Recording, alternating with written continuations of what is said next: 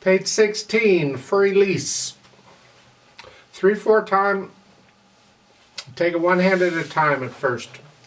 They're starting out here, now you have a pickup beat, so it's 3 and 1 and 2 and. Fifth finger, that would put fourth finger on the D sharp. A lot of people finger it this way. It's good to use these fingers. You need the exercise. There's nothing wrong with that fingering. It's fine. Some people will finger it 4/3.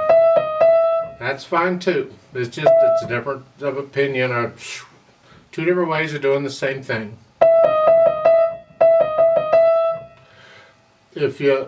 I encourage you to go ahead and use the fifth and fourth fingers just because you probably need the exercise of doing it. Then lift up during the rest and come down. These are just like broken chords.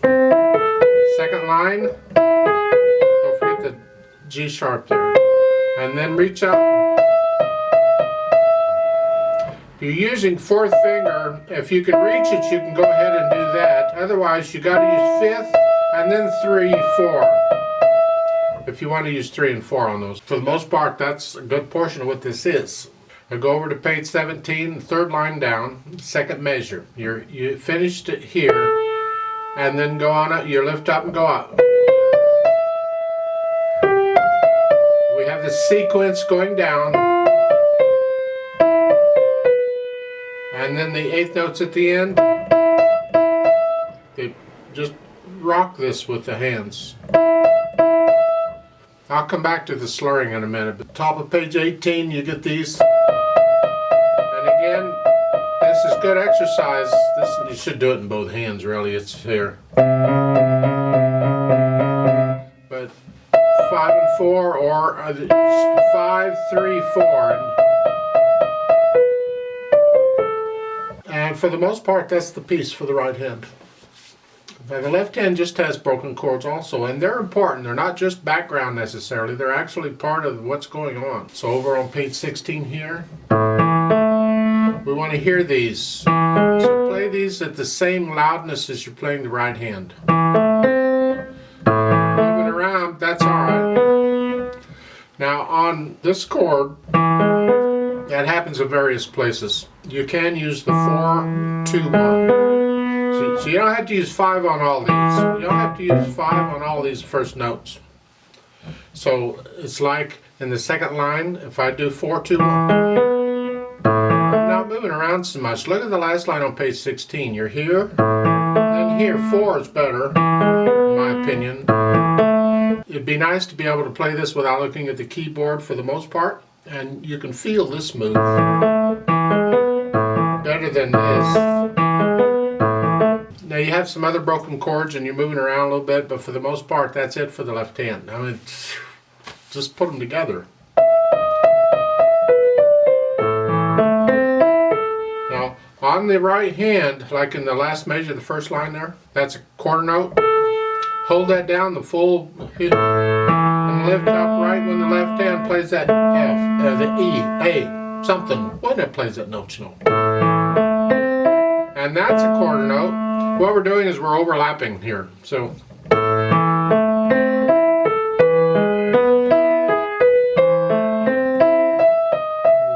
try and be accurate with those. A little hard to do, actually.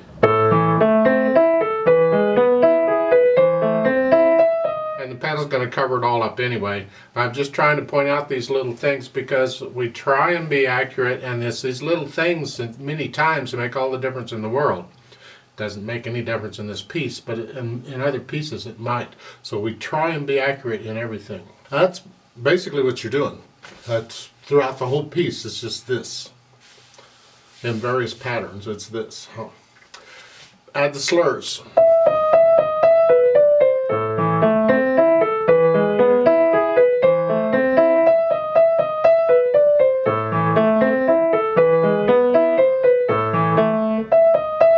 Last measure on page 16.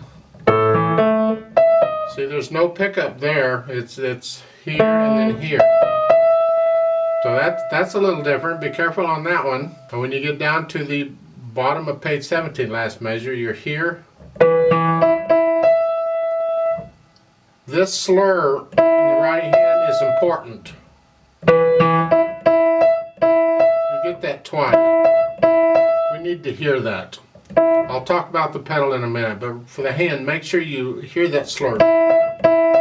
And make them rhythmically even now. Don't. Like so. So do that.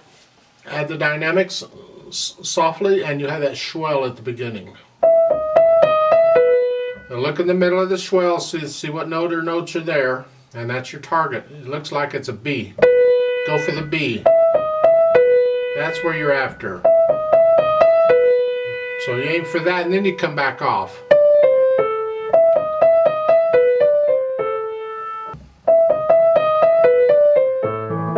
And this is very soft. Again.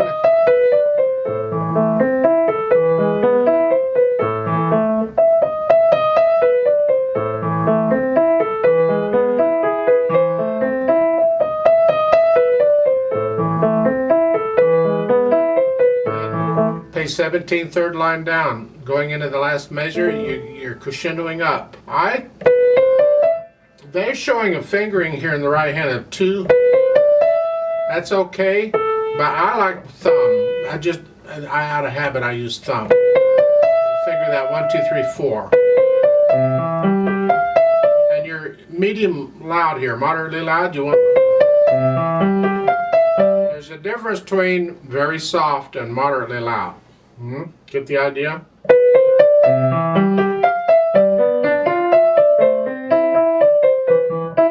And I also put in a decrescendo on the last line on page 17 for the sequence going down. I tend to get a little softer with each one. You want to be soft in the last measure. And it's not all of a sudden soft. You gradually come down to soft. So again, a little softer. That's soft. Not as soft as you were at the beginning. That's very soft, but just soft. On top of page 18 here, you start this soft, a little louder. You can go all the way up to medium loud here, then come back down. So you have to plan that out in that first line on that swell going up and down. Your loudest part is going to be like those 2 notes in the middle. So it's. Then you come back down to very soft and you do all that again. Now they don't show it, but at the bottom of page 19, the last line here, typically there's a retardando there. You slow down. I don't know why this arrangement didn't put it in, but I still think a retardando is appropriate there. Like so. I think it's appropriate. It's an interpretive thing, so I'll leave it up to you whether you slow down at the end or not. Then we need to add the pedal to smooth it out and add a lot of overtones on this. This is like, well, it's a bagatelle, but it's like a nocturne. It's just really sweet. I'm going to use the lag pedal or the legato pedal here. So I'm going to push the notes down first and then the pedal. So here at the beginning, on the last measure, the first line, it's here. I'm going to push the notes down and then the pedal. And then when I change it, I'm going to push the notes in the next measure down and then change the pedal. I'll lift the pedal up and down. So again, starting with the last measure of the first line is here.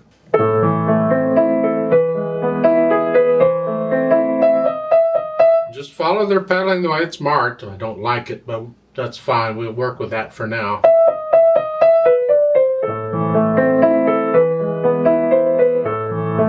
The bottom of the page, the last measure, there should be a little bit of silence before you play the last beat. So lift the pedal up with the left hand there. So there's a little silence in there. You can, if you want, lift the pedal up with the right hand and let the sound die away. And that's by itself.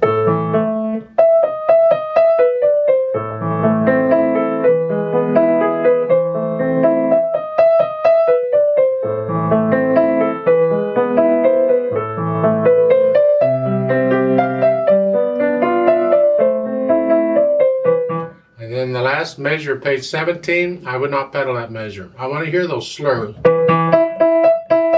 want to hear that. It's a contrast between all this legato that was going on before. And so, yeah, just don't pedal that measure. Like so. The top of page 18, we don't pedal any of that. None of it, not even at the beginning. Because the slur starts here. We want to hear a break between the first two notes and the first measure. This. Here. Now, second line, you start pedaling again.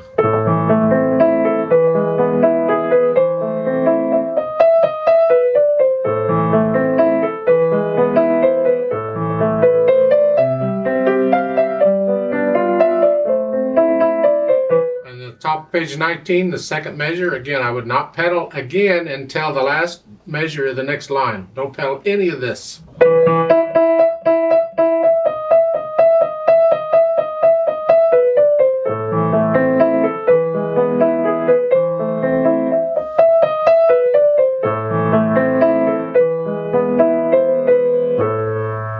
And I would, you pedal the last measure if you want. And lift the pedal up with the hands, or don't pedal it. What you do if you don't pedal it is there's no overtones going all crazy on you, and it helps it to sort of die away a little better without the pedal.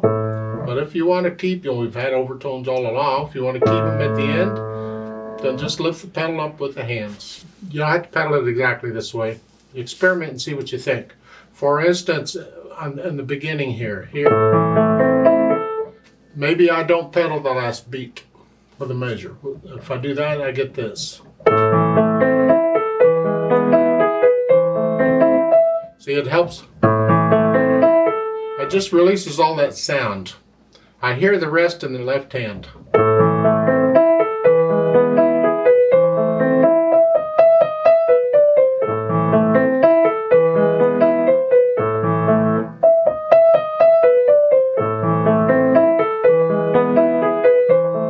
It's a different sound than it was before. You have to experiment with the pedal and what is the sound you want. You have to listen very carefully and you decide what the sound is.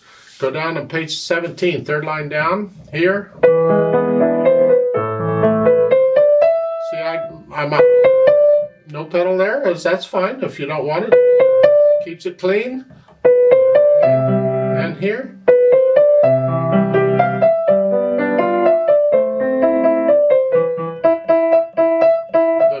Don't pedal any of that, just don't.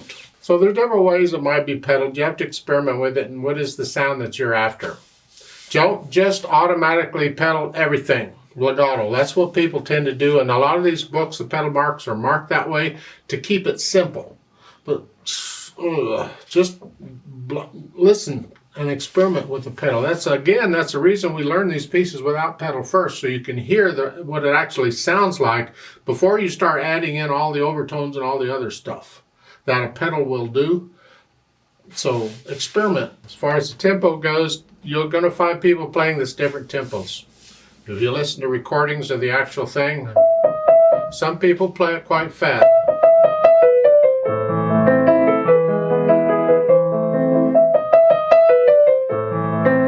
Other people, they will play it quite slow.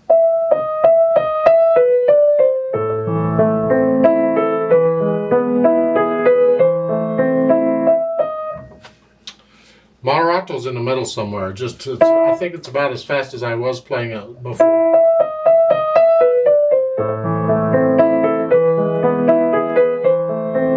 What I suggest though you do is you feel this flow. It should be a legato feel, like when you're playing it on the broken chords, you're just transferring weight from note to note. From here, it's here at the beat. So the flow. The broken chord goes all the way up. So we want. So feel this flow going up. You got these waves going up one after another. You got to get to know the piece well enough that you're not thinking about the mechanics and you start thinking about the actual music.